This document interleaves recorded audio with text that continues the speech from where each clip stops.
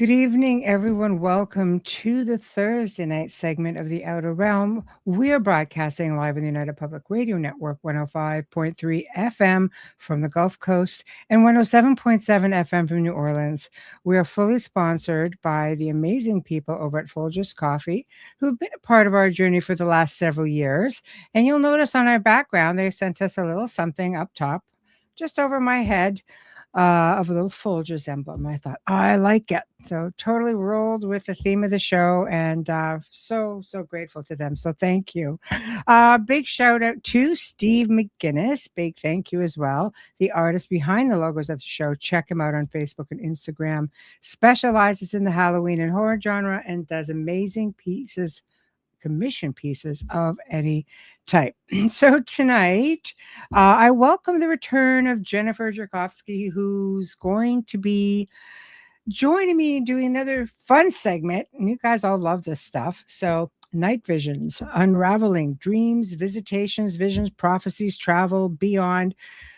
Whatever the case may be, there's so much to it. And I always enjoy talking about it. And she and I spoke after the last show. She's like, oh, I love it. So you know it's going to be a lot of fun, really passionate about it. And hopefully you guys will make your way in here, give us your 2 cents worth, and participate. So without further ado, join me in welcoming my special guest, Jennifer Jurkofsky. Hello. How are you? Hello. Thanks so much for having me back. Oh, I love it when you come on. We always have loads of fun. Yes. Oh, my God. Dreams, dreams, and dreams. I love dreams. I love anything pertaining to it because things aren't always what they seem. No, they definitely are not. And I think we get so caught up in trying to figure out what they are. And we've got our dream books and we've got this and we've got that. And it's like, but there's an unlimited amount of potential in dreams. Yeah. Where do you want to start with it? I mean, I've always been a big dreamer. I used to be a big lucid dreamer. And then children came along, and I find maybe it's because I never, you know how you just don't sleep soundly anymore. And I wonder if that has anything to do with it. You say that, and I'm going, yeah, maybe. Because I remember, even as a kid being able to go all over the place. Yeah. I still almost always wake up remembering an aspect of my dreams and all, but I have certain tells, and we can talk about that too in my dream to give me that lucid knowing. But it's not as much as it had been. And so I wonder if there is something to that. All I know is I used to be able to stop, fast forward, rewind.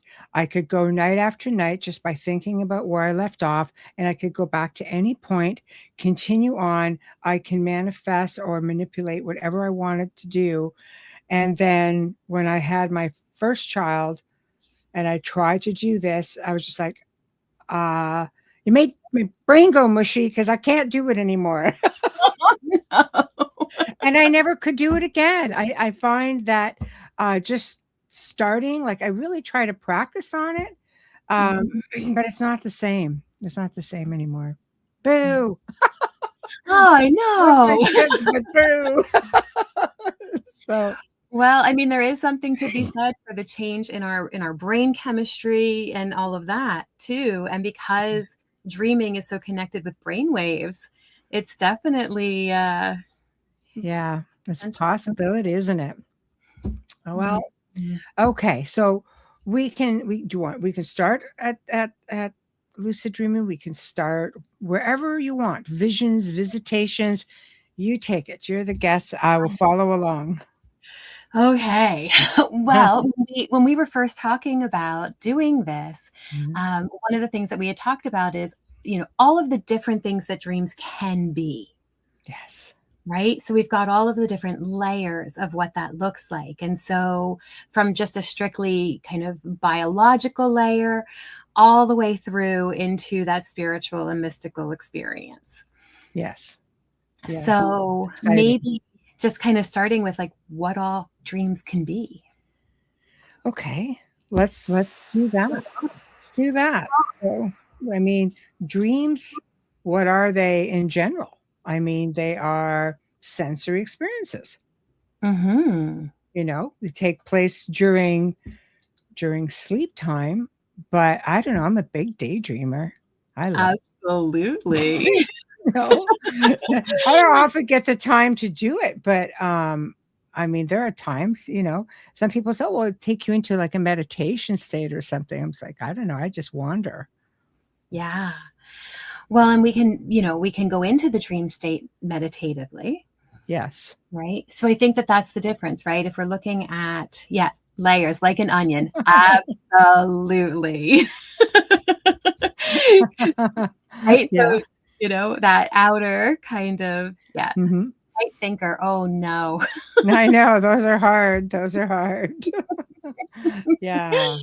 So, yeah. Well, yeah, I'm like, there's so many places I want to go thinking of that night thinker. And I'm going, okay, well, when we lucid dream, the thinking brain is still online.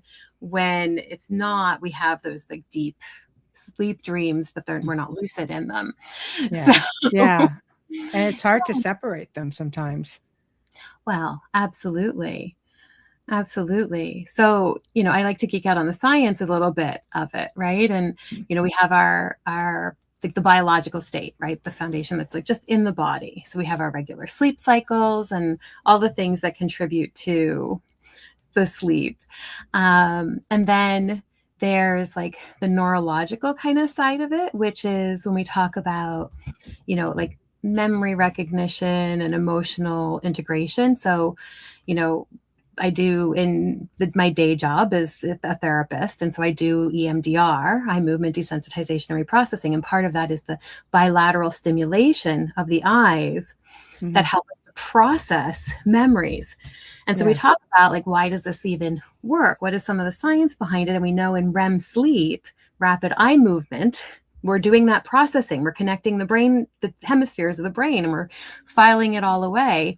So some of that, like, Jungian dream work and things like that have a purpose for the neurological side of it, right? Getting into the psychological kind of unconscious processing, right? Our shadow work and I don't know, dealing with like, developmental kind of stuff. And the hard work. Yeah. Yeah. Right. Which brings up all the emotional pieces. I know there have been dreams that I've woken up from and been like, whoa, that was so intense. And the emotions are there. There's, the tears that come out of it. So where does that come from? Like, is that, just purging from the day or the week, or is that, because some people say, no, it's a past life thing, or it's a visitation. How do you know how to properly separate it so you know what you're dealing with? Yeah. And I think that is one of the hardest things, is to figure out, what is it, right? Was this an emotional dream where, let's say, the typical dreaming about an ex, right? Like, what was happening there? Was that my brain processing something that happened? Or is it that I went to a different timeline and I was actually experiencing something that happened differently because maybe we didn't break up, or or is there, or is it all symbolic, right? What does it actually represent for me? What does the things that were happening in the dream actually represent for me? And then there's a whole dream interpretation around the symbolism of it. Yes. Right. Yes. So how do we know? I think a big part of that is that moment of conscious awareness, if we're able to remember it, which a lot of people wake up and they don't even remember. But that's the part that sucks. Sorry. It's terrible, because how are you supposed to learn from it? Sorry, go ahead. Well, and I think that's part of it, is if we don't remember, then maybe it was just our subconscious working through things. Or it wasn't something that we need to bring into our conscious mind in order for it to impact us. Yeah. Right? But if we remember, that's where we get into, now what was it? What do I do with this information? Yeah, that is a tough one. I mean, they say, well, okay, if you can remember, if you can wake up for a minute and just whatever, talk to the phone or write it down. I can't even see straight when I'm first looking up. Writing is not an option. And talking to the phone, I don't know what I'm going to end up with when I go back to read it. But, but just talk to text, sense of humor. But it's like all it takes is just that, like, you to shift to something else for even a nanosecond. And something that was so vivid and clear, because in my dream, I'm saying, I need to remember this and write this down. I'm fully aware of it. And I wake up and have a squirrel moment for literally a nanosecond, kind of, God, it's warmer. I think I see the sun. And it's all gone. Yeah. Yeah, it is incredible because, well, and it's interesting because when we first wake up, we're still in potentially a little bit of that dream state. So we talk about the different brain waves, right? That we can in. And yeah, it is hard when we don't. Yes, it is. It's terrible. It's terrible. It is really difficult. But I mean, I don't know. How do you retrieve it aside from hypnosis? Yeah, I mean, hypnosis is definitely one way. I find for me, even if I have a squirrel moment, if I'm able to lay back down, and if I have even just the tiniest little bit of it, right? I'll just, okay, I'm going to think about that, and then I'm just going to let it be blank. And sometimes it'll come back in pieces, and sometimes it is just gone. Yeah, happens a lot. Allison makes mention, she goes, my sleep patterns are so stuffed. I struggle for any dream recall. Used to have premonition dreams. I've heard that a lot. My sister used to have incredible premonition dreams, and then all of a sudden it stopped. But again, children. So I really tend to wonder if, that like having children for us changes. I mean, it does. It changes your hormones, changes everything, but does it change the dynamics of how everything works? And is it beyond just you never sleep a solid night again as long as you live? Yeah, it's interesting. My eldest just recently played something for me, and they were talking about what is actually happening in the body around like menstrual cycles and being pregnant. Yeah. And the context of what was being talked about was the change that happens within the female body actually fighting for sustenance. And the way that it actually impacts and rewires the brain. Yes. So I really would not be surprised. Yeah, if that's a thing. Yeah, I know Wayne says having children took sleep from me. That's definite. Yeah, so all parents involved. So I mean, how do you train? How do you recommend training yourself, or training? Is there a way to train your brain to be able to get back on track with having proper dreaming again? I know. Yeah. Hey, Gerald. Yeah, I know for me, one of the things that I would do, because I wanted to do out-of-body experiences. And so I would start doing the work in order to have those. And that I started fairly young, trying to have those experiences.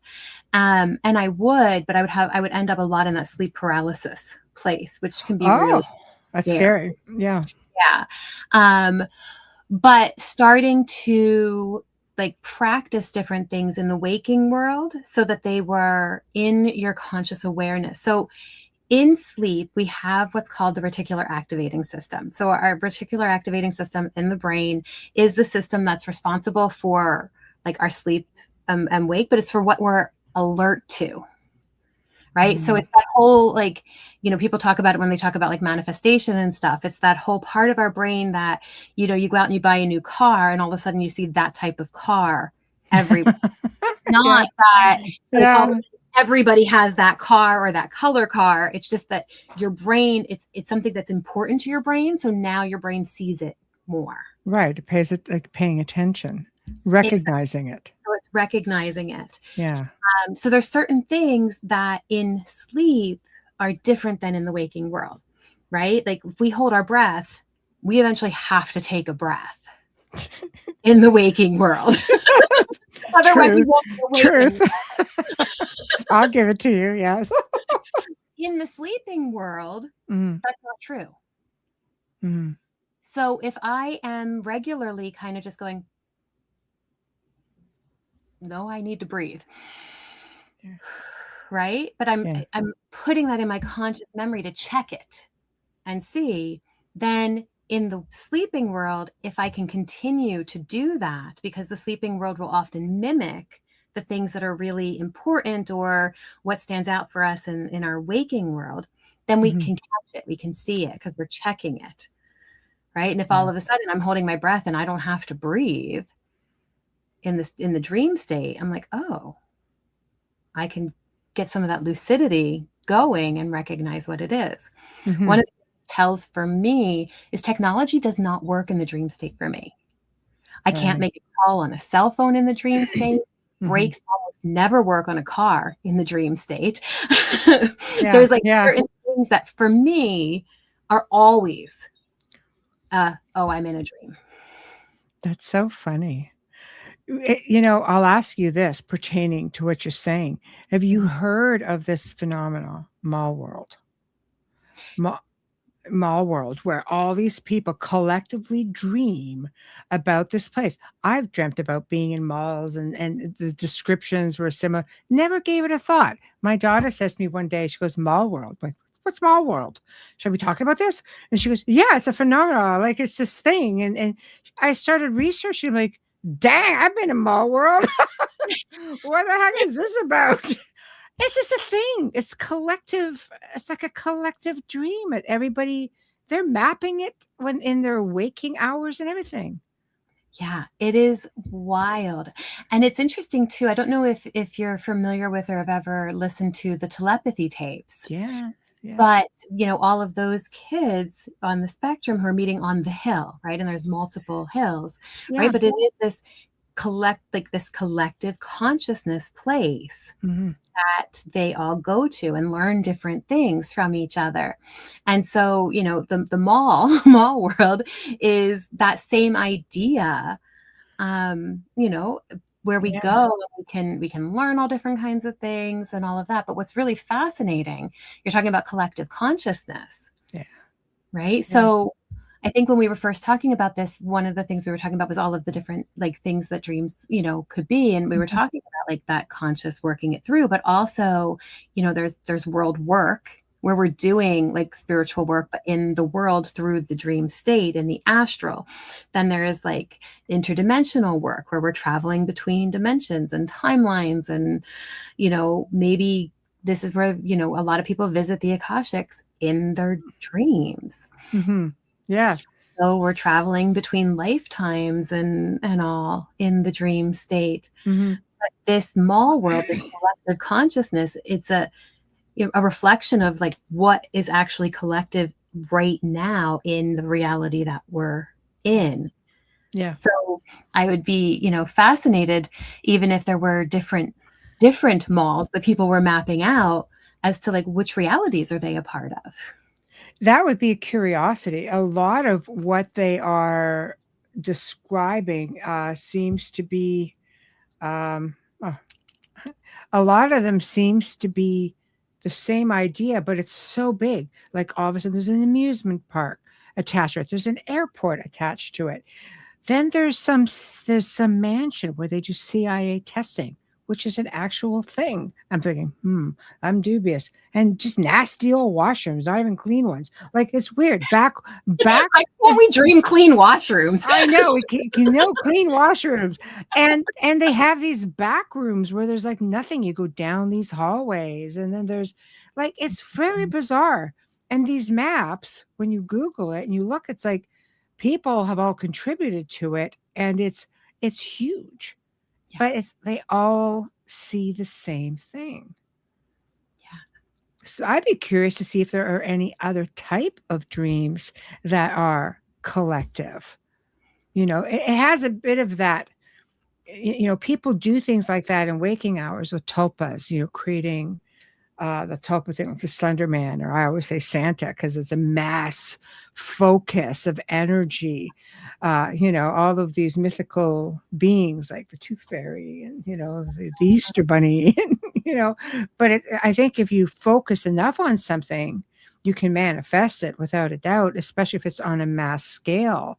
But this is sort of, I had never heard of this, and I had been experiencing it for years and years and years, and it's a thing. Yeah. Yeah, it's pretty wild, and just with the labyrinth kind of idea of it, right? Like the mall and all the tunnels and like all the different places you can go. Oh yeah, stairs, elevators that go sideways, and Harry Potter. Yeah, it's a great example. Well, and again, like so many of these things, movies and books and all of that we have, like the imagination, it comes from somewhere. Yeah, but on a collective level is what makes it even more fascinating. Yeah. So well, and again, when we look at it from that psychological point of view, like collective consciousness and collective unconsciousness, we recognize that with what we're creating in the astral, this small world, right? We're creating things in the physical world too. Yeah. Yes, this is true. It's true. So, because I'll back up a minute. When you say like dimensionally through lives, like where if we do work here in this world, like I do a lot of energy work on different levels, throughout the years, and I find myself often doing it, in my slumber state. And I've talked to other people who do too, who've just said, no, I do incredible things when I'm over there. Like you can open up portals and do all kinds of things, heal people, bring them through here, bring them through there. And then I know I don't always remember when I'm doing it. I may get snippets, but I wake up more tired than when I went to bed. Yeah, if you're remembering work. Yeah, it's interesting because I know like even groups of people that I do a lot of that work with, and I'll get messages in the morning. So what were we doing last night? Because I tend to remember the dream. They message you. It's funny. What were we doing? Because I'm really tired this morning. Yeah, that's funny. That's funny. Jennifer will remember. Let's just go find out where we all were. Allison says, I tend to stay clear of group manifestation stuff. I don't know who I'm dealing with. See, I agree 100% with that. It's just sometimes you don't even realize you're there till you're there. Yeah. And then you're trying to find your way out. I don't even remember at that point. I get snippets of it. I don't remember any of it while I'm there. So, well, unless we are lucid dreaming, generally speaking, we don't control where we end up in a dream. Yeah. Right. So, and just like in the waking world, I'm sure you've experienced this with the work that you do. Like sometimes I'll end up somewhere and I know it's just because my energy needed to be in that space because I'm lost or I'm not where I'm supposed to be, and I'm good with directions. Yeah, right. So I know in those moments that like, okay, I've been redirected, and I'll be in an area for a little bit, not have any idea like why I'm there. And then I get, okay. And then all of a sudden I know where I'm going and I'm out. Right. And that's in the waking world. So I imagine in the dream world, they're doing the exact same thing. Right. Hey, if you're off, you're off. This doesn't matter where you're going to be. So if the collective is doing all kinds of stuff, right? This is part of what I mean when I say that world work. And I remember the first dream I had of world work, actually going into a house and clearing it. And I remember doing it in the dream state.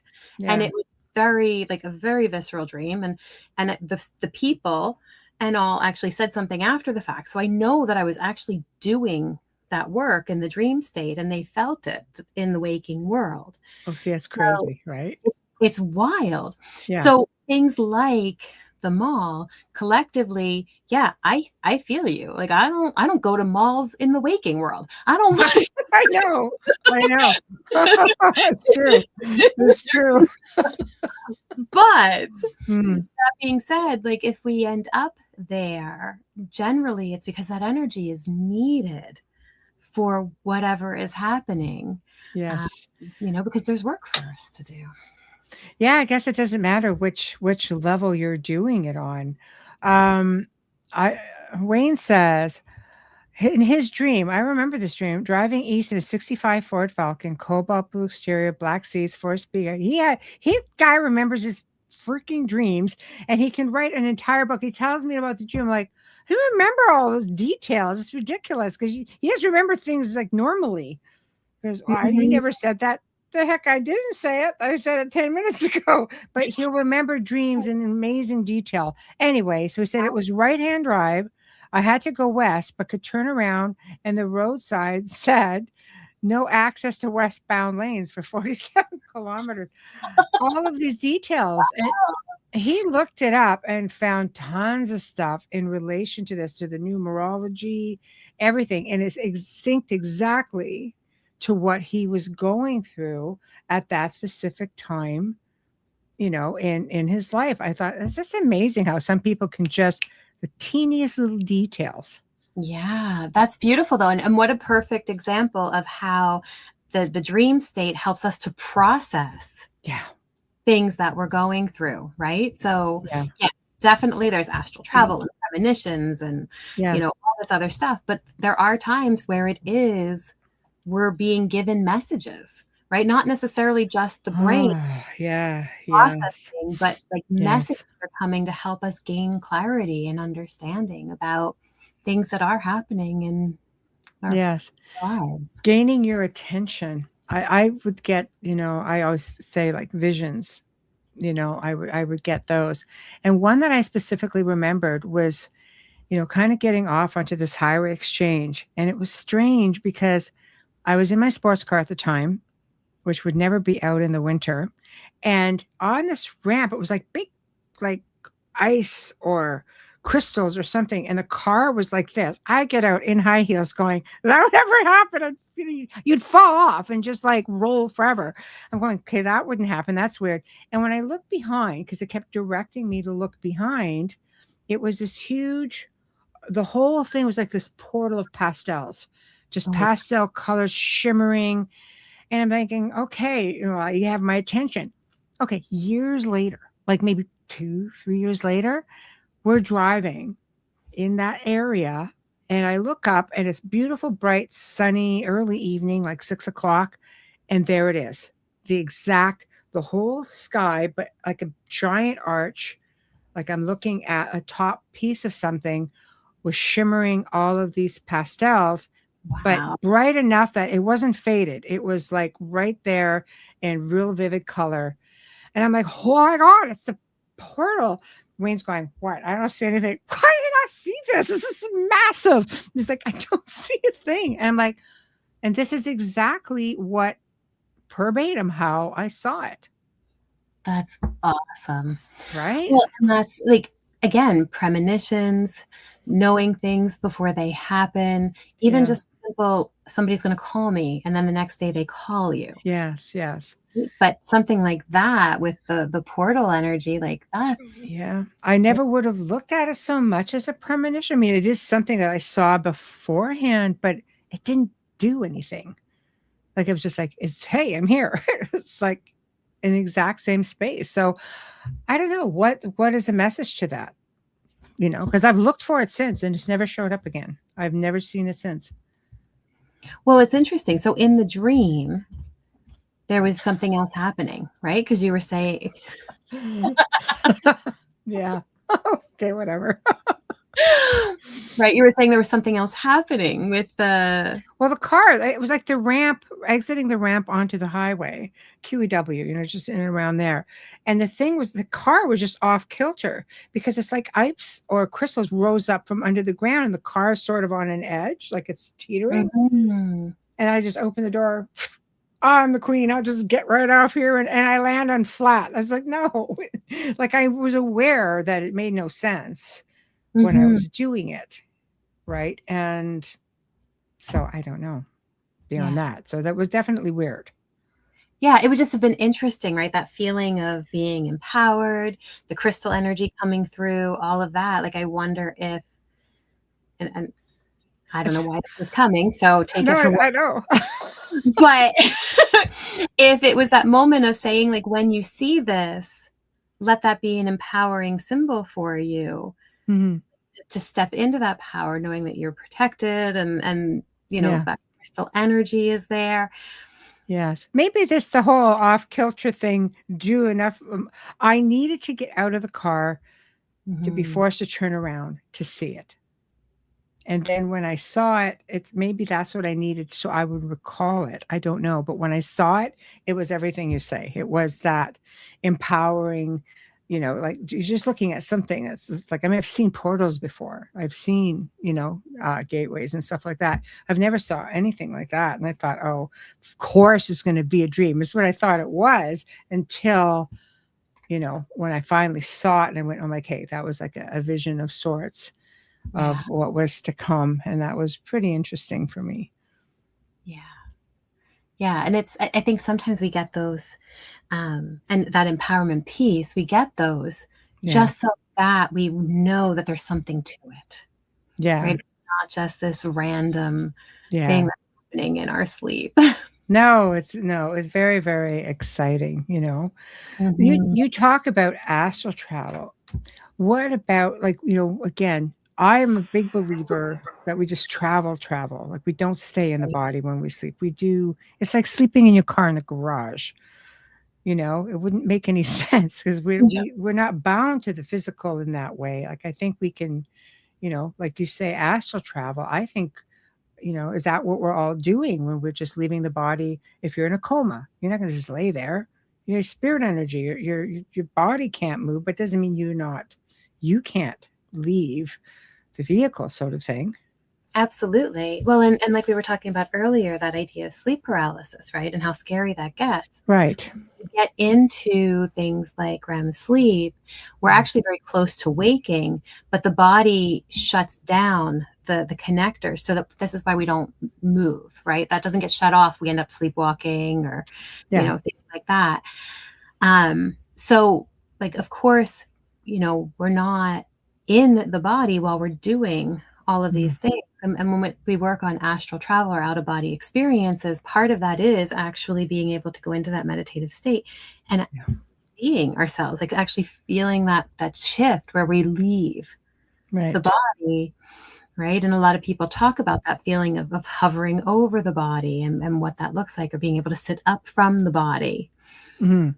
So, Yeah. And some people have talked about hard landings coming mhm, back in the body where apparently if you come feet first, it's not a good idea. My son did that one time. He goes, feet first, he goes, first off, I didn't know I was gone.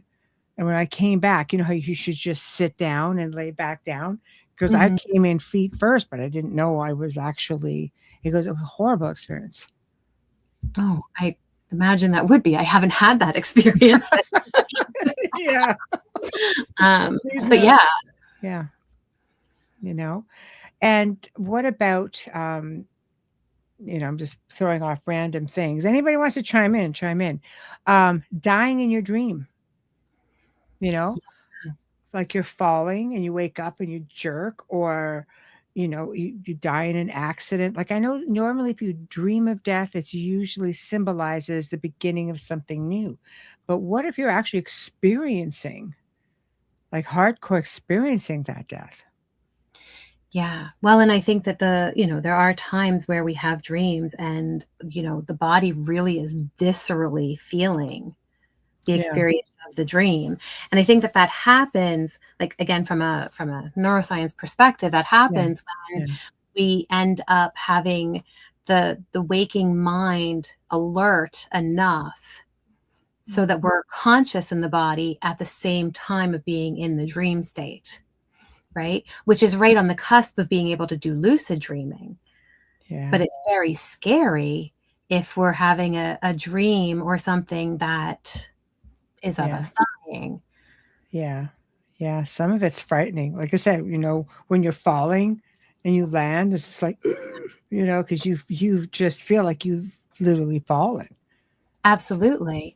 Absolutely. And, you think about, I don't know, what's coming to mind is, have you ever done, oh golly, what is it called? In the virtual reality. Wow. Oh God, no.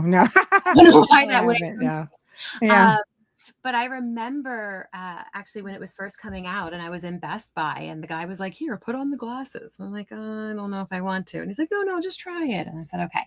And I was in this beautiful, like foresty world. And I'm like, oh, I love this. And he's like, okay, I'm going to change it. Boom. And all of a sudden I'm on the top of this like 100-foot skyscraper. And I'm like, okay, I can do heights, but like, no, thank you. That's up there. Even though I knew I was standing on the floor in Best Buy, I could not step off that roof. There was no way I was taking a step because my brain really felt immersed in that virtual reality. And I did not want to experience whatever that game was going to show me if I had taken that step, even though I knew I would be perfectly safe. There would be nothing wrong with my body. Yeah. Right. And I think that that's a really great analogy for the dream state, because in normal dreaming, we are fully immersed in the movie, in the game. Yes. Right. Forget that we're just watching it. Yeah. Right. What lucid dreaming is, I realize, oh, I'm in this and I'm playing it. I have the ability to change it or to influence it or to do something with it. Yeah, I guess that's again, we get back to the lucid dreaming sort of thing. Okay, I'll get to questions and comments. Mish says, what's the difference between astral travel and that place you go to? The place you go to in astral travel? Yeah, can you elaborate on that, Mish, please? And then we'll put that back up. So Wayne just comments. He goes, I felt that hard landing. It's like being dropped from the ceiling into my body. He says, I have died many times over in my dreams. Falling, civil war, getting shot, crash landings, electrocution. Gosh, somebody didn't like you over there. That's crazy stuff. Well, and this is where we look at like what else is there. I'll come back to that in a minute. But for that, like, I've had death experiences in dreams and wonder, like, is that a past life? Is that something else that I experienced that I'm just remembering coming forward for some reason, or is it the symbolic something's changing in my experience? Yeah, that could be as well. These past lives, he figured he had a Civil War life, so it would make sense if he's just reliving that again. Because there's a really big connection there. Actually, it was the place you were talking about before in your dream state, the mall world, or just astral travel. I think that the difference for me, and again, this is, I think, more semantics than anything, so it can be whatever it is for you. But in the dream state, we are astral traveling. Yeah, she said mall world. Things, we're just not conscious of it. Yes. Right? Whereas if we are astral traveling, we're deciding where we go. We're deciding what we do. It's that lucid dreaming state of it. So we can astral travel whether we're in the dream state or not, whereas lucid dreaming is just in the dream state being able to consciously travel. That's how I view it, but Right. Yeah, it's weird. I think that the difference, like I'm wondering, is there a difference between astral travel and just how we leave the body? Like we don't stay in the body when the body slumbers. I don't believe we do that. I believe that, like I said, it would be like sleeping in your car parked in the garage. It wouldn't make any sense. Like if you would just step out, the body is what needs the rest, not so much the essence. So are they the same? Is it the same thing, or is it just very different? Yeah, I don't think it's that different. Again, I've visited the Akashic records for the first time in the dream state. So I'm astral traveling in the dream state, to the records. And then I've Yeah. also visited them not in the dream state, but while astral traveling. So again, like I think that there is Yeah. that component. I don't know, what's coming to me is, the whole idea of so I was reading the comment. Like they talk about like, okay, Christianity, and then you've got like the Catholics, the Protestants and the Baptists and the Yes. whatever, right? Yeah. So there's like astral travel, Mhm. and then there's like lucid dreaming and not lucid dreaming, God. and what it is to There's subtype, like the sub yeah, sub. having an out of body Yeah. experience. Like there's all these different Yeah. ways to be doing the bigger umbrella. Yeah. Right. Yeah. I mean, it gets so convoluted because you could be doing. There's so much. It's hard to separate it all. So we'll talk about for a moment visitations from loved ones. For me, they've always been a lot more vivid than, let's say, dreams, even though dreams can be pretty vivid as well. I seem to remember the visitations, like all the details of them. I was very, very close with my grandmother before she passed, and I knew that she wasn't well, but I wasn't aware of like exactly where things were with her. And I remember one night having a dream, and she came in the dream and said, "I'm okay. I love you. We had dinner together. Her old dog that had passed was there with us." And I woke up the next morning and I knew she had passed. Wow. Right.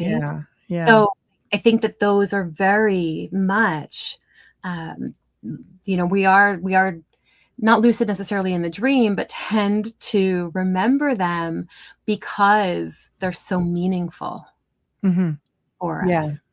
Yes. And for me, sometimes getting information, I would always find, like, for example, my grandfather, my grandmother had a dream home. My grandfather on the other side he built it for her. Because he built, you know how to build homes. But every time, they were on the interior, it was like their old, the place I grew up around. So that's, I guess, maybe how I made the connections. But whenever I would see him, he was always outside tending to this area, the exact colors, the fences, everything. Whenever one of the children died, like my aunts and uncles, they were a large family. Every time I got pulled there to the same place, only the child, like their child was there, like my aunt or my uncle. It was bizarre. It was just it kept growing and growing because there's only like 2 left now out of like 7, and that's it. Funny enough though, my grandmother was so mad at him when she passed. She's not even there. Oh no. I know. Some unfinished business there. I think so. Yeah. So, I'm thinking, ooh, what was gotta be a little bit, it's crazy. But I think, they will just, it's a way of getting messages, not just visiting, Well, absolutely. Absolutely. And I think that we have times where, I've had some people who talk about really wanting those visitations. Yeah. And it's like, oh, well, I don't remember my dreams, or I don't know if that's, happening. So, again, when we want to work on that memory piece, sometimes setting an alarm for, 3, 4 o'clock in the morning, wake up and, like you said, voice to text. You don't know what you're going to come up with. And technically, if you're half asleep, you don't know what you're actually saying. But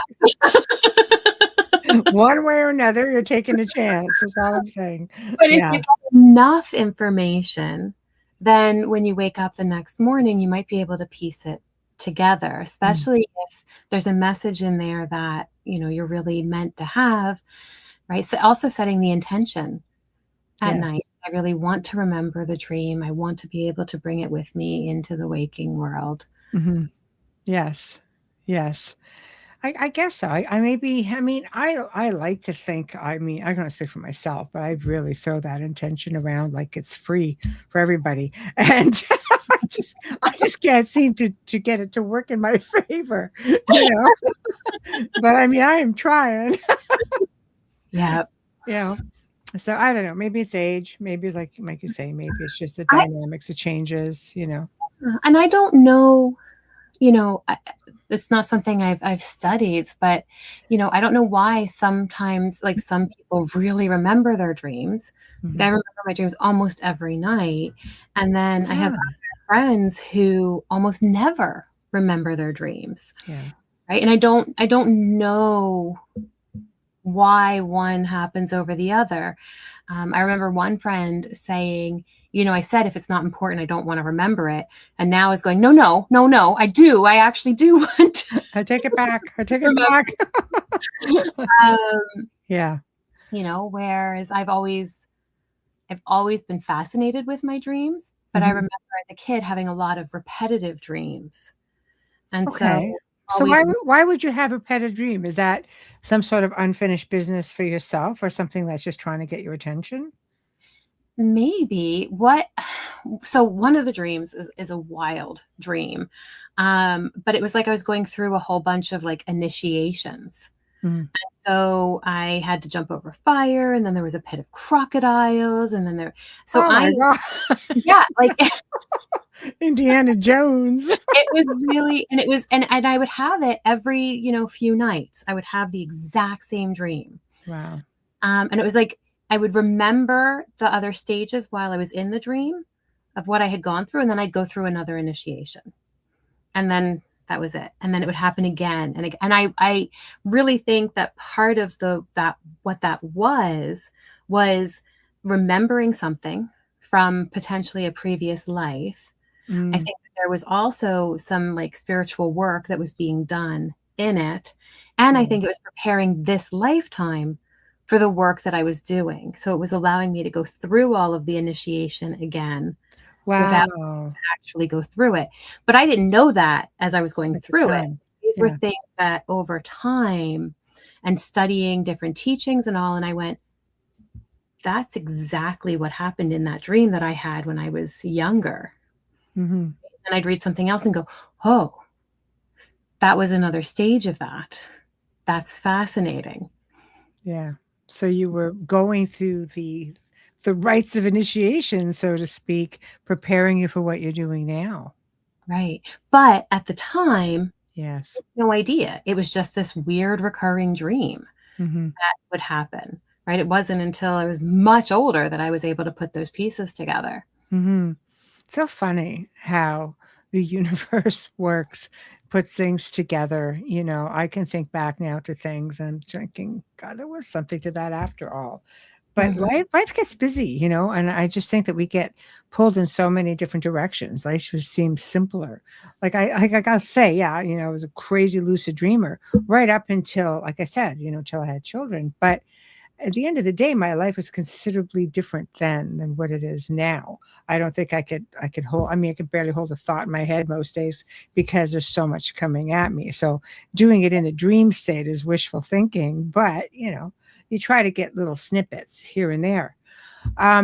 Thoughts on deja vu?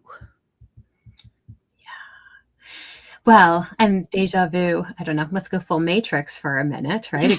Yeah, okay. You go, girl. You go, girl. Right? That glitch in the system. But I think that, when we look at it at that perspective of not necessarily, they changed something in the Matrix, right. But maybe it's that moment of, oh, I had this experience already in a different life. Yeah. I had this experience. Maybe I'm visiting a parallel timeline. Maybe I jumped timelines entirely. So. Jumping timelines. If hypothetically, let's say you jumped a timeline, when you have that deja vu moment, if you jumped a timeline, wouldn't things be real, just your life just be different? Like not at all the same? Because I've known people who have done that. If I jumped a timeline that split when I was 5, I am guaranteed that's going to be a totally different life Yeah. than the life I have right now. If I jumped a timeline from yesterday. Yeah.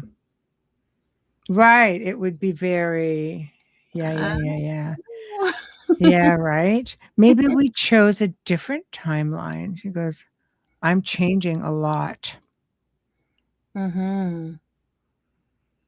you Yeah. know? Well, and if you think about, again, like we talk about timelines and we, our brains think everything is linear, but we know that Yeah. time is not actually linear. No, So time isn't a thing. no, Really not.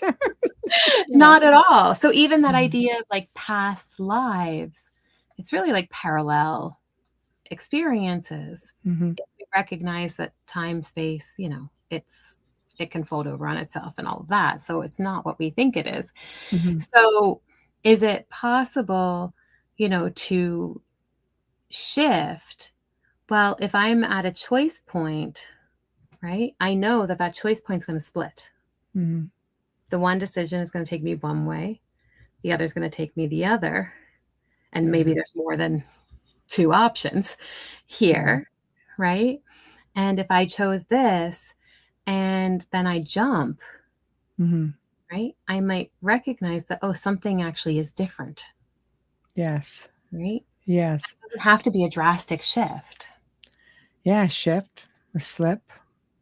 When it says, I've always felt that if a person died before their time, they're plugged back in to do it over. It's why they remember things up to a certain age. Then it stops once the point of death was reached. That's why you see the bus go by and think, I know I saw that before, but I've never been to this city before. That's a thought. Interesting. That's a thought for sure. Lee says, can we heal stuff in sleep trauma or challenges? Well, I'm going to speak for myself, but I think absolutely we can. Yeah. Yeah.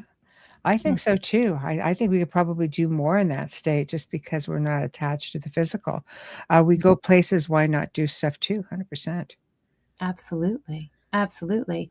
And, the example that Wayne had shared about his dream, and then you had said, like, it was very fitting for the current experience, which Yes. The helps Falcon us dream. heal, Yes. right? So if I know I don't know, I've had this happen too, where I'm, having a conflict or something, isn't feeling, great with somebody, and you go talk to them in the dream state.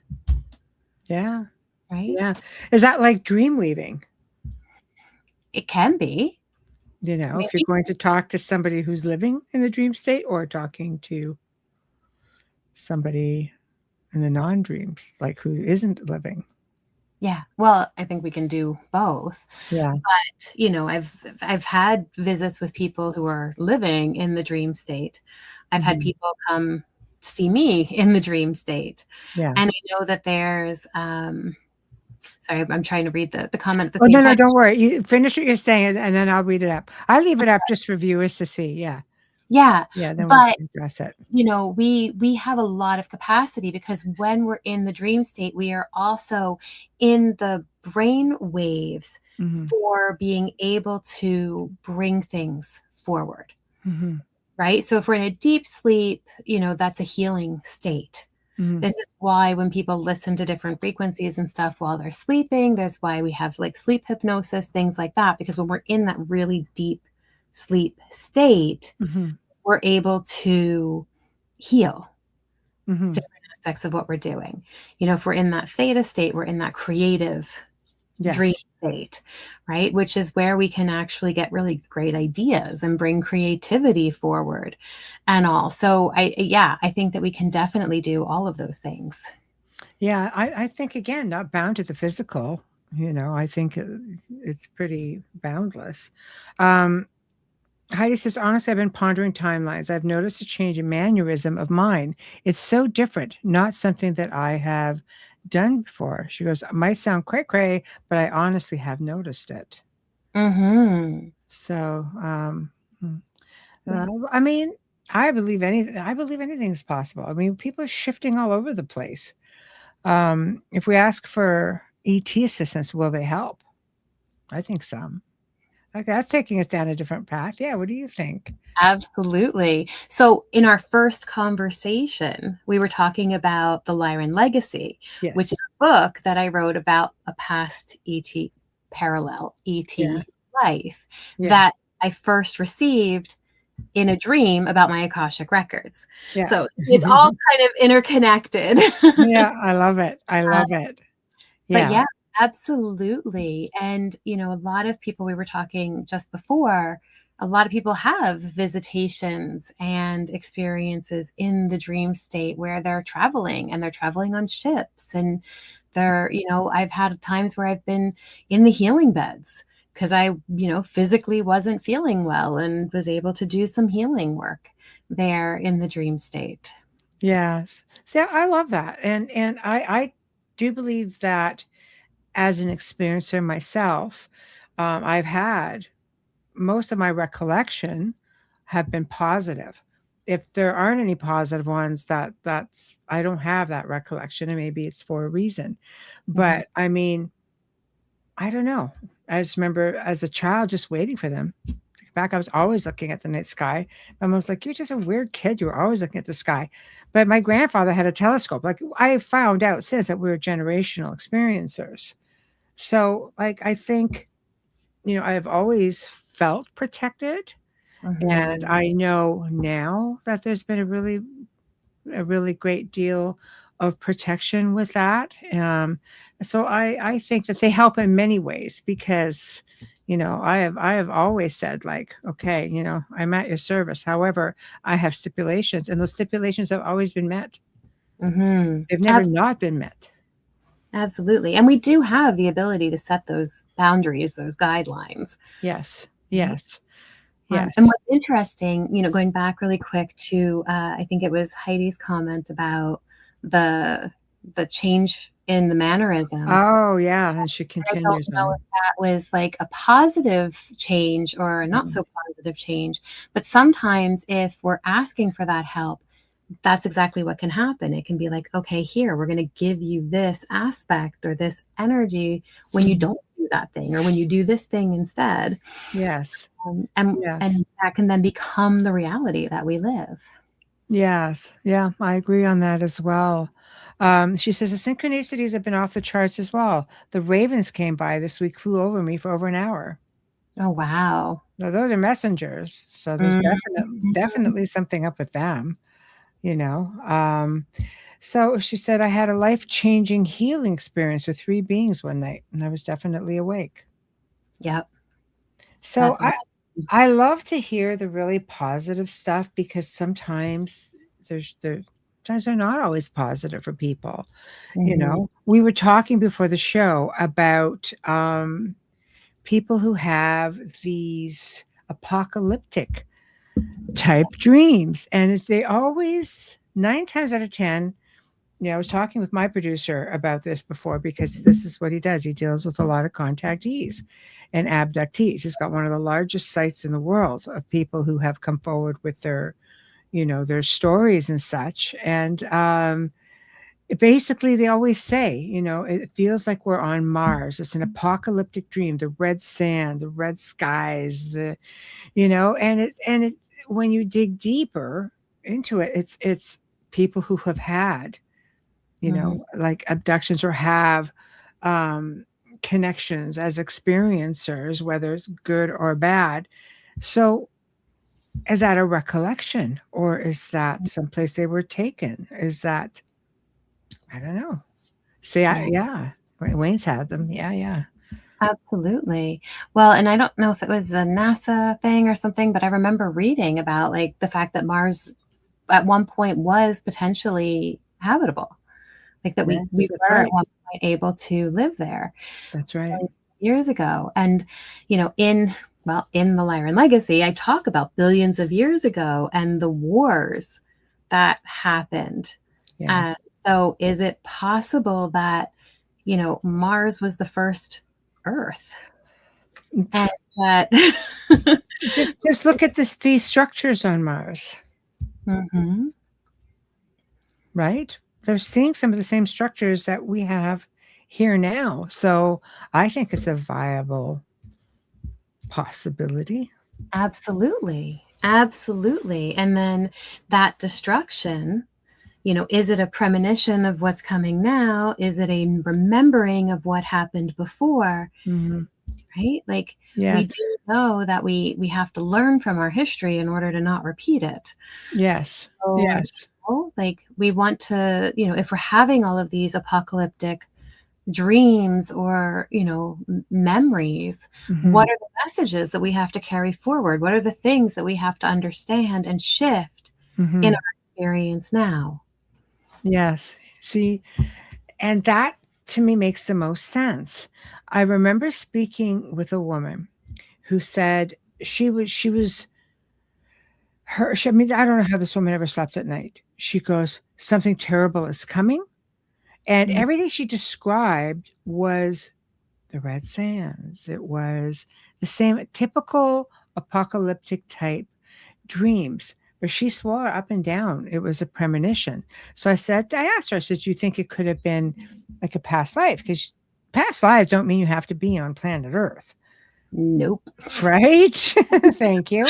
Not right. So I said, it could be anywhere. I said, could this be something that you've been through and you're just recalling? And she was steadfast in the fact that, no, this is something that's coming here. I was like, all right, then. And, so I don't know, like everything seems to get mixed in. It's so hard to be able to separate it all. Yeah. Absolutely. Well, and I do this with my clients sometimes. I'm going to have a little fun for a moment. Yeah. Right. But depending on the lens that we wear, determines kind of the experience that we have or how we perceive that experience. And so sometimes, we have an experience and it's just super funky. And we're like, out of this world. It's totally wild. I love it. And then other times we have an experience and we're like, oh, heck no. I do not want anything to do with that, right? And our filter is going to be exactly that. It's going to put it in a way that we can manage it because there is no way we're going to allow that experience to be. That's awesome.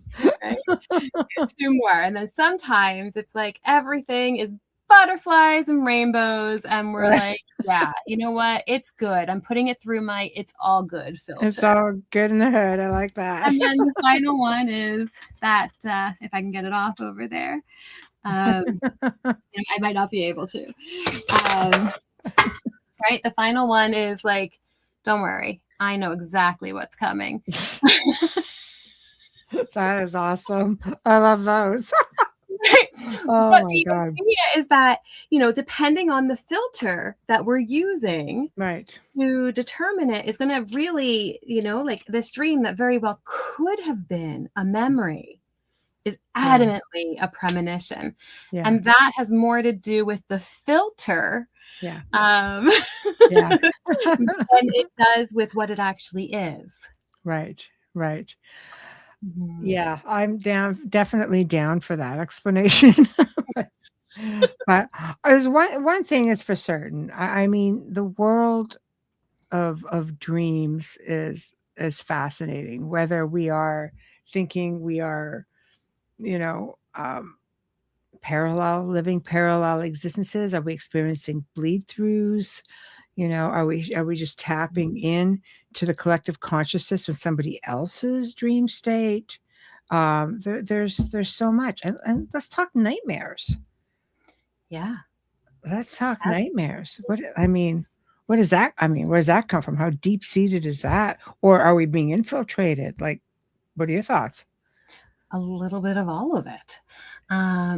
If we, okay, so a lot of people who are, doing a lot of the spiritual work now have had other lifetimes, say during witch trials and things like that. Right. And so there are times where we have those dreams of that persecution. Yeah. That happened. That's a nightmare, right? Nobody wants to be burned in their dream.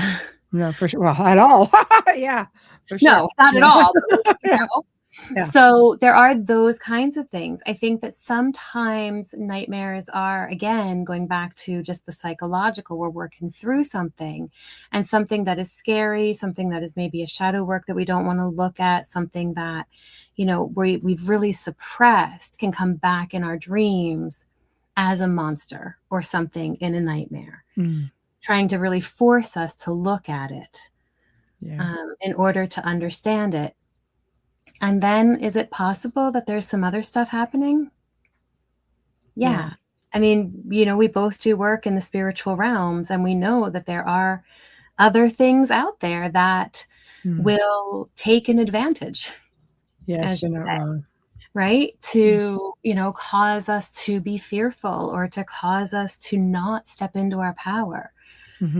Especially for people who really want to hold space for, the truth and balance in their reality. We talk a lot about light workers. I really love the idea of the balance worker, right? I want to be able to balance that shadow and bring forward my gifts. And I want to be able to hold space for all of that. And in doing so, I'm going to recognize the influences that don't serve me and the ones that do, right? How to navigate all of that. Yes. But that doesn't mean that, we're not impervious to that influence in the waking world. So we're definitely not impervious to it in the sleeping world. I find that we tend to be maybe a little bit more vulnerable, when we are within our sleep state, because, you're pretty much exposing yourself. Your subconscious is wide open. I mean, for you to lay your head down at night, you're vulnerable. This is where I think even alien visitations and abductions get so wiggy. It's like, they may have been coming to me my whole life, but there's something about feeling vulnerable in your safe space, and you are letting your guard down to go to sleep. And then all of a sudden, oh, hey, it's the 4-foot gray standing there, or whatever the case may be. It's like, no, this isn't a thing. I've seen myself saying, at least let me just fall asleep first, because I am exhausted and I don't want to know. I've had those experiences waking up to them doing whatever they do and being like, no. Wow. You have the technology to make sure that I don't wake up. I should not be experiencing this. That's right. Exactly. Yeah, exactly right. Exactly right. And that's where I think it gets, there's this intrusion, coming into the boudoir when you're semi-clothed, whatever, no clothed, or, you got your gym jams up to your eyeballs, whatever the case may be, you are in your safe space. And that's where it gets really strange. You get these invasive experiences with these darker dreams, or, or visits, or, because that's, again, the sleep paralysis. There's such a fine line between, I think, I always say, between the paranormal, between ufology, just science itself with sleep paralysis, and even because I've worked, with really, like, in really malevolent situations, helping people, and people say, I smell sulfur, I hear static, I can hear the static, I can see static lights. The list goes on and on and on. The sleep paralysis, the bright lights, the exact same thing happens during alien interaction when they come into your space. The exact same thing. So I don't know, you're kind of like, which one is it? Either way, I'm not having a good experience. Yeah. Right? Well, and the sleep paralysis part is very off-putting. It can be really scary because your mind is awake, but you have no control over the body at all. Right? So we've stepped out of the sleeping mind, but the body, we don't have connection to it. Yeah. Right? And it takes time. And I've had those moments where in the dream state, I'm screaming to wake up. But in the partners and all have said in the past, like, all I hear is you going, right? Because there's nothing that's actually able to come out, but I'm screaming. Yeah. Right. So, those are, experiences that can happen. And that's, whether it's the dream state and we've come out of like REM really quickly and we're awake and the body isn't, or if we're having another kind of experience. And so I think the difference for me has been, generally speaking, because like you said, I haven't had, or I don't remember any of those really negative experiences when it comes to ETs. So for me, if I've had that experience, but I can see them in the dream state and I know what's happening, that fear isn't there. Whereas in the other coming back, it's like, it's black. There's normally like this entity or this darkness. That's The shadow people are big. Exactly. And so, in those, there's a fear that comes in. And I think that's for me, that's the difference that I'm able to tell kind of, well, I mean, if you're held down, see, in the paranormal, they call it like the hag syndrome. Right. And then you get it in abduction scenarios. And then again, you have the scientific reason for it. Yeah. I can't remember the name of the gentleman who, he was some kind of a, I don't know, psychologist, physicist, something, very, very scientific. And he was doing experiments based on sleep paralysis. And it happened to him one night. Yeah. And he said, he goes, I could hear things around me. I knew I was being watched. He goes, I was surrounded by beings and shadows just moving about, and I couldn't move. And the level of fear that I felt in that moment. So, and this is a science person, and and it made him a believer. So, I mean, there's something to it. There's something to it. And I don't know is it just scientific? I've never had it in my life. And then I had it twice in a row, probably within about, I don't know, like a few months apart, a few weeks, maybe. I don't even recall now. The second one was pretty short. It happened in the middle of the day. I just decided I have to just going to lay my head down for just like 5 minutes. And it's all it took. It took next to nothing. I had barely had time to fall asleep. And the first time, middle of the night. But they say if you can move one part of your body, even your finger. I sat myself up. We had a projection clock on the ceiling, and I looked, and at the time, my spouse at the time, I could see that he didn't know what was going on, and I couldn't speak. My eyes were wide open. It's interesting how your eyes can move, though, and I literally basically remember saying, there's not enough room in here for two of us. And I promise you, I'm not the one going. That's all I remember saying. And then I sat myself up, because I just think of my children, right? I sat myself up and I looked around and I just went, that's it. Now I'm good to go. And that was it. And everything changed. All the whole feeling in the room changed. And I'm fully awake. As an intuitive, Jennifer, right? What you're feeling. Like there's nobody that can tell you didn't feel that. And was it just a chemical thing because you couldn't move? Is it the vulnerability? I don't know. What do you think? I mean, you're gifted. When you're up against something and when you're not.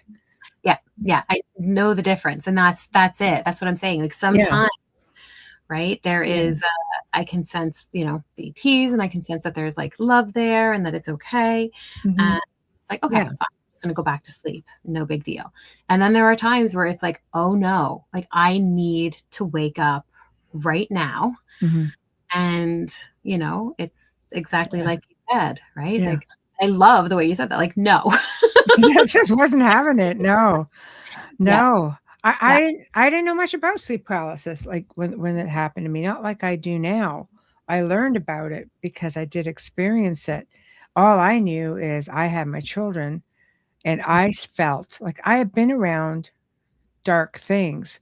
I spent over 2 decades working in that field and helping people. I knew what that felt like. So Yeah. I'm thinking, and I'm in a vulnerable state right now, and I'm just all you can do is just try, you Yeah. know.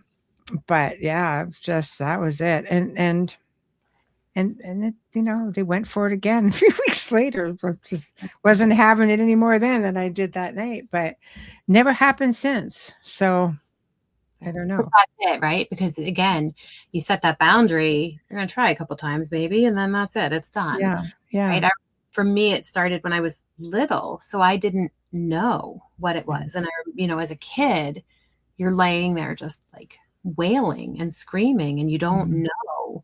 And even as a child, I could see things yeah, in the waking world. My family, you could talk about the line all the way up. Like my whole yeah. family has seen things.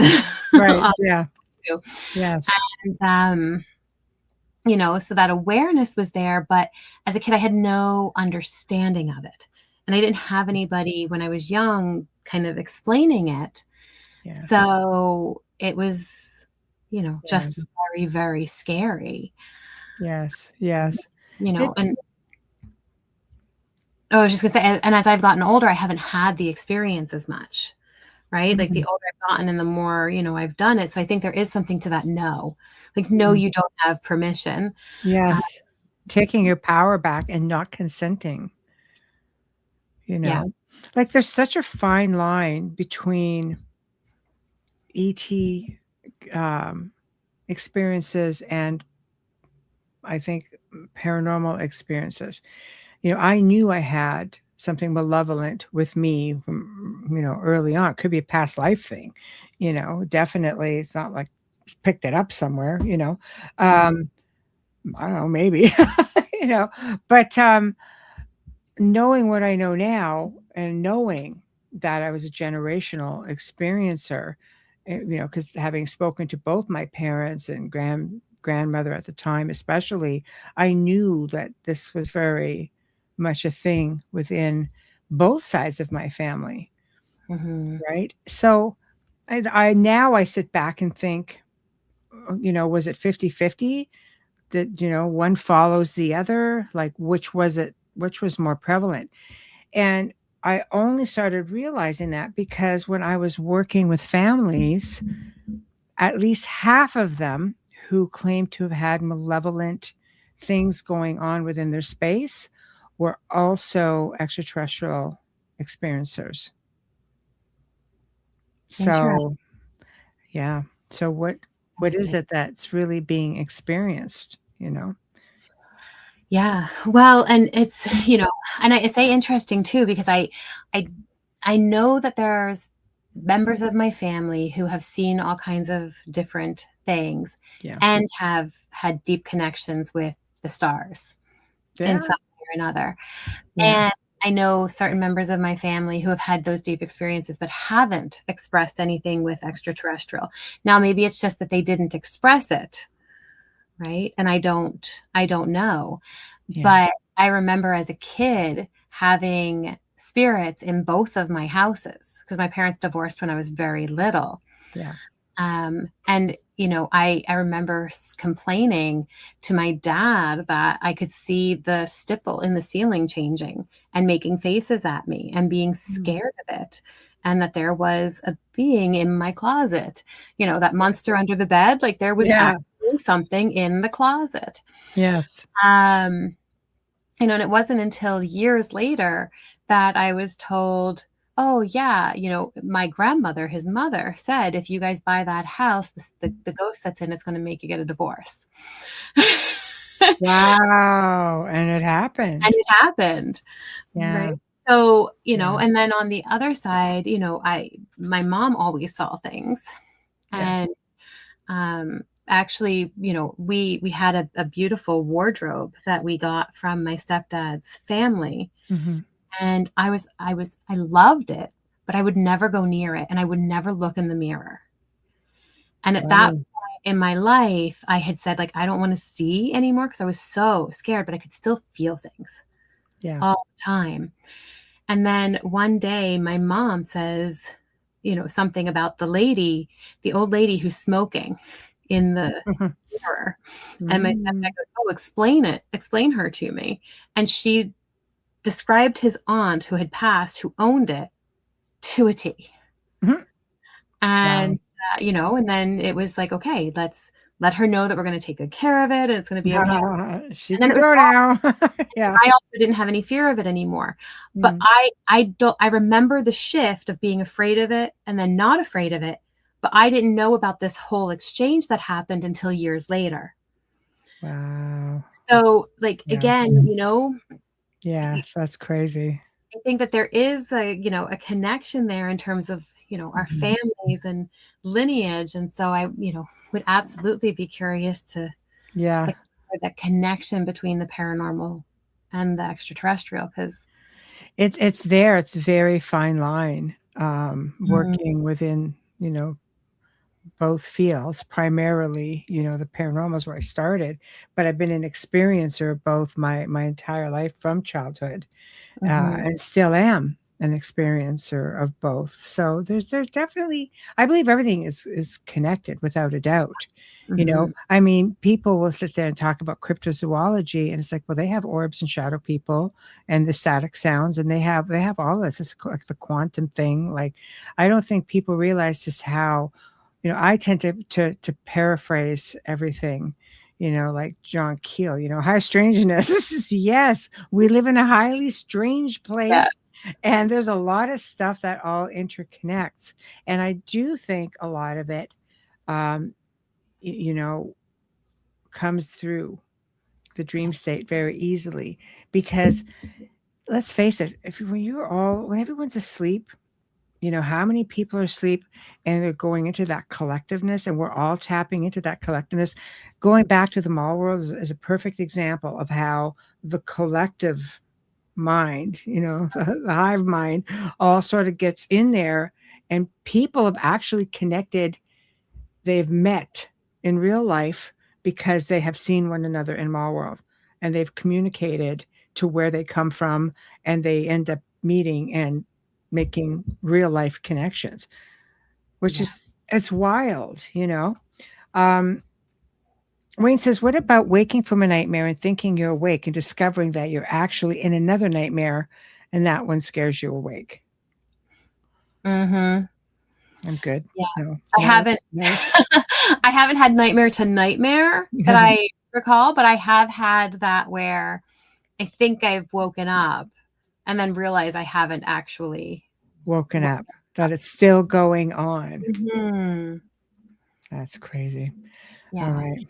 Well, and I wonder too, because we do have a consciousness, even if we're not lucid Yeah. in our dreams, like we do have a consciousness. And I remember working, with kids about making, who do you want to be your protector in your Mhm. dream state, right? If they are dealing with nightmares and things like that. And so we have, like the lions or the Pegasus or, Yeah. Yeah. whatever it is that's going to help them in the dream state. And so the more that we work on, like we were saying early on, about, preparing ourselves Yeah. for the dream state, the more potential there is for us to be able to call on those things.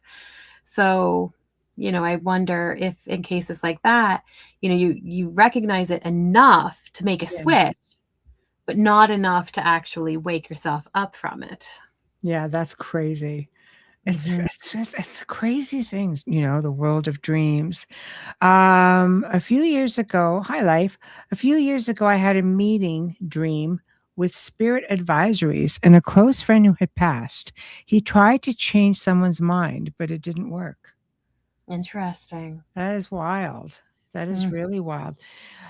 Jennifer, do you think that intuitives, I believe, I mean, everyone has a capability of being intuitive. Maybe they just haven't, Mm. like haven't remembered how to get back on the bicycle kind of thing. Do I you peeled think, enough layers away. Remember yeah, that I'm talking yeah. about? Do you think people who are more intuitive tend to have more dream experiences? Um, I don't know that they have more. I think every night we Different. all have these experiences. We just don't all remember them. Yeah. So there might be something to the remembering piece of it. Yeah. And there might be something to, the lucidity, but I do think that we can train that. So, Yeah. that intuitive piece, though, I think that there is a bit more in terms of our ability to get messages or to bring them into the waking world. Yeah. I think that there is a connection there, but every single person sleeps. Yeah. Goes Yeah. into the state and travels, whether they remember it or not. We all do it every night. That's true. It's true. I truly believe that we're still working, that this is like a classroom, and then we go home and you still have to live, like really live life, you know? Mhm. He says it was the most peaceful and happy I've felt since my early childhood. Aw, Oh, that's wonderful. beautiful. I'm glad you were able to get such a great experience out of that. You know, Mhm. that's awesome. Yeah. Well, Okay. and bringing the dream, the astral, and then the ET in. Yeah. So part of like galactic council work, like I remember meetings and messages and have, been able to bring them back. Yeah. And part of working with the Alliance, because I work with the Alliance of Extraterrestrial Diplomatic Contact, and getting a charter that they wrote up in the dream, and then coming back in and going, there's no way I'm going to remember this, and remembering it and being able to get it written out. And Yeah, that's crazy. yeah, so I think that there's, when we're made to remember, I'll put it that way, because we're not always made to remember. Yeah, right. When we are, it's incredible what we're able to bring back with us from the dream state. Yeah.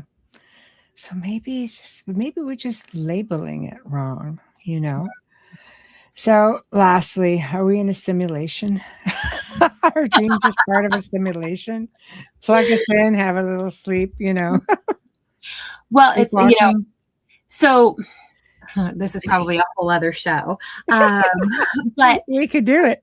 in human design, Radha Rahu, who channeled the voice, Mm. talks about the dream. So we have the body graph, which is our normal waking chart, our blueprint. But then we have a sleeping body graph. And Mhm. he talks all of the time about all of the programming that is constantly happening while we're sleeping through the different realms of awareness. And Mhm. so, are we being programmed in our sleep? Probably to some degree. We're being programmed and conditioned all the time, whether we're in Great. the waking world or the Great. sleeping world.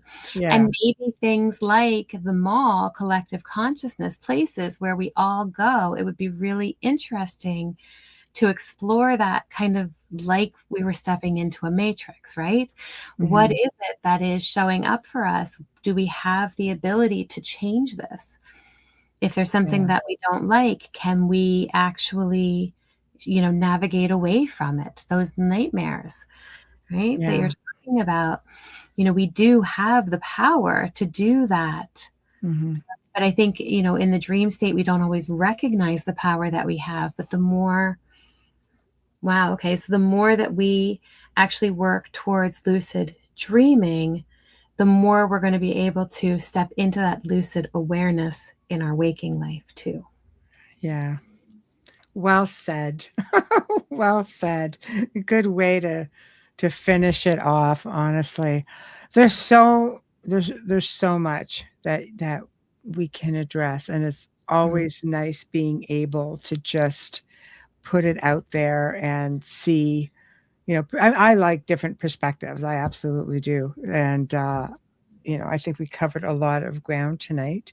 And everybody, in chat room, thank you. You guys are awesome. So you do have books, and people can reach out to you, um, to do counseling and such. So I don't know why it keeps going off. Your banner is just like doesn't want to be up there. Oh, I know. I'm just gonna see. Okay, hold on. There we go. Let's try this again. I've got nothing. It's just like a nope. I'm going to sleep, and I'm gonna go into the dream world. So, oh my gosh. Uh, mhm. so this is where everybody can find you. Yes. You have others, you have social media, you have so myholisticcounseling.com. Yeah, myholisticselfcounseling.com, and all of my social media links are on there. So you can find my YouTube and my Facebook and all of that. Yes. Yeah. Well, it was a pleasure having you come on again. It was a lot of fun. And I definitely thank you for coming and conversing with us all tonight. Oh, it is a pleasure always to come back on. And these are fantastic conversations. And I love how active everybody is in the conversation too. So thank you for having me. Oh, it's a pleasure. And the chat room is just like I always say, my chat family. There's a whole other world going on in that chat room some nights, believe me. So to everyone, Tuesday, yes, we start back Tuesday. Beyond the Outer Realm, we welcome the return of Simon Baum, who's going to be talking about his new book, Aspects of Alien Abduction, Shocking UFO Encounters, Volume 1. So he examines the phenomenon through the voices of those who claim to have experienced it firsthand. So some of this may be a bit disturbing, some of it fascinating, definitely deeply thought provoking. So please join us Tuesday, 2 p.m. Eastern Time, 1 p.m. Central for that. Next Wednesday night, author Mark Logenfeld joins me, and he's going to be talking about his book, Wisdom from the Woods, stories which are designed to cultivate the motivation and encouragement needed to unearth buried treasures within yourself and gently guides you along your own path to happiness and enlightenment, one observation at a time. I love nature. I am deeply connected to nature. I'm a Taurus, so I have a big connection to the earth. I love this sort of stuff. And of course, Thursday night, okay, we haven't done it in a while. You asked, a lot of you asked. So Wayne Mallows is going to be coming back on for another long-awaited open discussion. This time, the topic is loosh, food for thought. So, just think about that. That's got a double meaning there.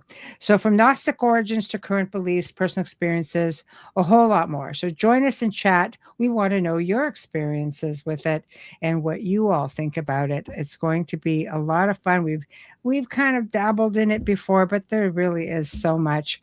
So, and it's been a spell, I'll tell you what. So, we're definitely ready for this conversation. Anyway, 4th of July this weekend in the United States. Happy 4th of July. If you're all traveling, please stay safe, have fun, and we'll see you all next week.